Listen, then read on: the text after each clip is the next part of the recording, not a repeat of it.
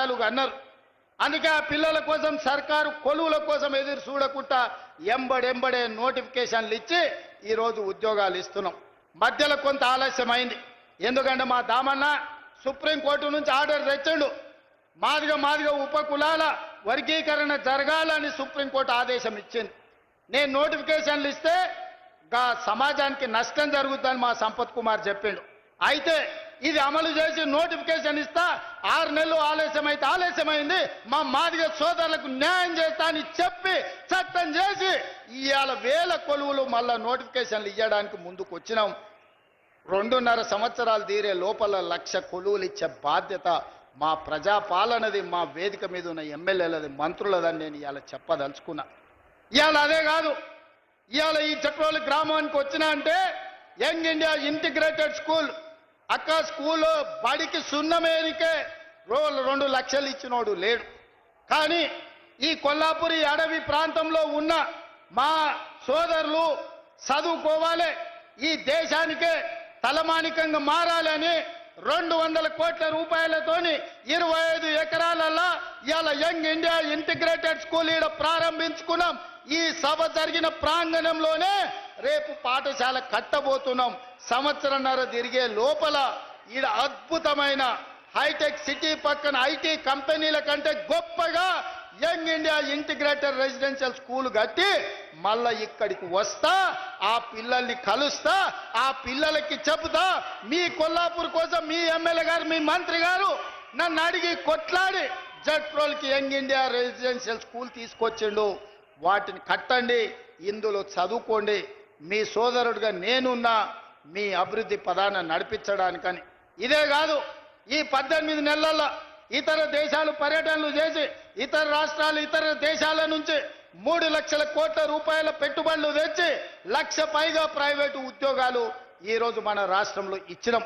Young India skill university కావచ్చు, young India sports university కావచ్చు, young India integrated residential schools కావచ్చు.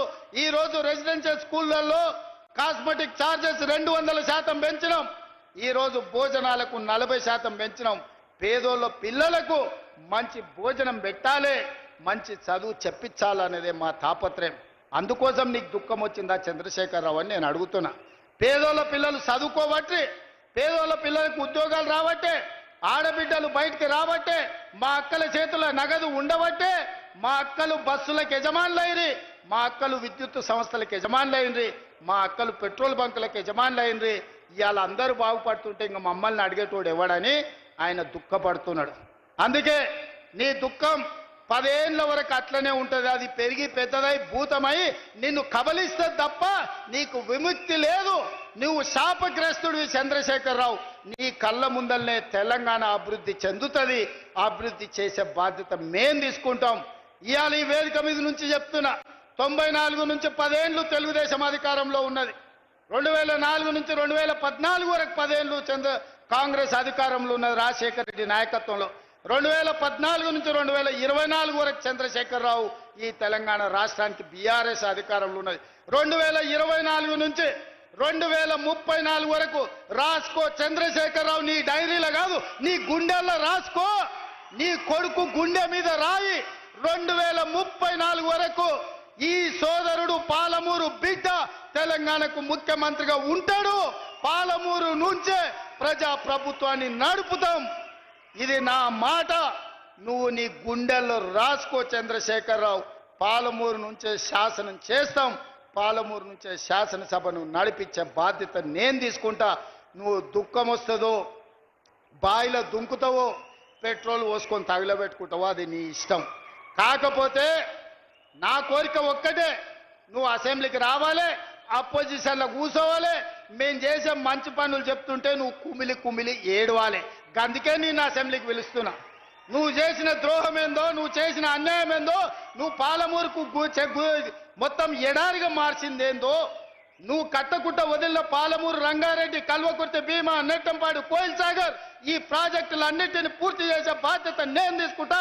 తుమ్మిడి ఎట్టి దగ్గర నుంచి నీళ్లు తీసుకొస్తా. రంగారెడ్డి జిల్లా వికారాబాద్, చేవెళ్ళ, తాండూరు, పరిగికి నీళ్ళు ఇచ్చే బాధ్యత నేను తీసుకుంటా.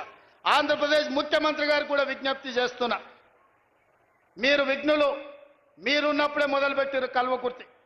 మీరు ముఖ్యమంత్రిగా ఉన్నప్పుడే ఈ జిల్లాల భీమా, నెట్టంపాడు, కోయిల్ సాగర్ ప్రాజెక్టులు వచ్చినాయి. మీరు ప్రధాన ప్రతిపక్ష నాయకుడిగా ఉన్నప్పుడే పాలమూరు రంగారెడ్డి ఎత్తిపోతల పనులు ప్రారంభమైనాయి. మరి మీరు ముఖ్యమంత్రిగా 10 ఏళ్ళు, ప్రతిపక్ష నాయకుడిగా 10 ఏళ్ళు ఉన్నప్పుడు మొదలుపెట్టిన ప్రాజెక్టులను మీరు అడ్డుకోవడం ఏ మేరకు న్యాయం?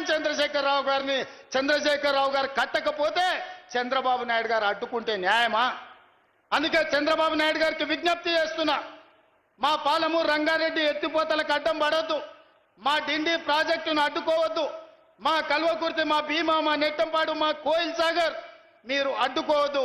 ఒకనాడు పాలమూరు జిల్లాను మీరు దత్తత తీసుకున్నా అని చెప్పారు. మీరు బాధ్యతగా ఉండండి, మమ్మల్ని బ్రతకనియండి, మా ప్రాజెక్టులు పూర్తి చేసుకోనివ్వండి. ఆనాడు ఉమ్మడి రాష్ట్రంలో శ్రీశైలం వెనకాల నుండి 4 టీఎంసీల నీళ్లు తీసుకెళ్లేది ఉంటే ఇవాళ 9.5 టీఎంసీలు నీళ్లు తీసుకెళ్లడానికి మీరు ప్రాజెక్టులు పెట్టుకున్నారు. అందుకే చంద్రబాబు నాయుడు గారికి విజ్ఞప్తి చేస్తున్నా, రాయలసీమ లిఫ్ట్ ఇరిగేషన్ 3 టీఎంసీలు రోజుకు తరలించే ప్రాజెక్టును మీరు రద్దు చేసి మీ ఉదారత్వం ప్రదర్శించండి. మీరు 2 రాష్ట్రాలను సమానంగా తెలుగు వాళ్ళను అభివృద్ధి చేయాలన్న ఆలోచనతో ఉన్నది నిజమైతే రాయలసీమ లిఫ్ట్ ఇరిగేషన్ ప్రాజెక్టును రద్దు చేయండి. పాలమూరు రంగారెడ్డి ఎత్తిపోతల, డిండి ప్రాజెక్టు, కల్వకుర్తి ప్రాజెక్టు, భీమా ప్రాజెక్టు, నెట్టంపాడు ప్రాజెక్టు, కోయిల్ సాగర్ ప్రాజెక్టులను పూర్తి చేయడానికి మీరు ఉదారంగా ముందుకొచ్చి మాకు సహకరించండి. మా పాలమూరు బిడ్డలు కృతజ్ఞత ఉన్నవాళ్ళు మీ మేలు మేము ఎప్పుడు మర్చిపోం. మీరు సహకరించకపోతే మేము చేసే విజ్ఞప్తులు చేస్తాం. మా విజ్ఞప్తులను మీరు వినకపోతే పోరాటం ఎట్లా చేయాలనో పాలమూరుకు తెలుసు. పాలమూరుకి పౌరుషం ఉంది, పోరాటం చేసి సాధించుకునే శక్తి ఉంది. దానికి నాయకత్వం వహించే బాధ్యత నేను తీసుకుంటా సోదరులారా.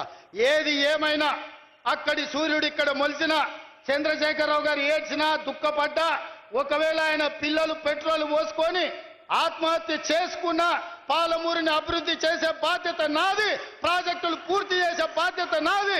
ఈ దేశానికి పాలమూరు వలసల జిల్లా కాదు, పాలమూరు జిల్లా అంటే పరిపాలన అందిస్తుంది, దేశానికి ఆదర్శంగా ఉంటుంది అని చెప్పి ఈ గడ్డ మీద నుంచి పరిపాలన అందించే బాధ్యత మేము తీసుకుంటామని తెలియజేస్తూ మీ అందరికీ ఇంత ఓపికగా ఉండి నన్ను ఆశీర్వదించినందుకు ముఖ్యంగా మా అక్కలకు మనస్ఫూర్తిగా ధన్యవాదాలు తెలియజేస్తూ సెలవు తీసుకుంటున్న మిత్రులారా, ధన్యవాదాలు అక్క.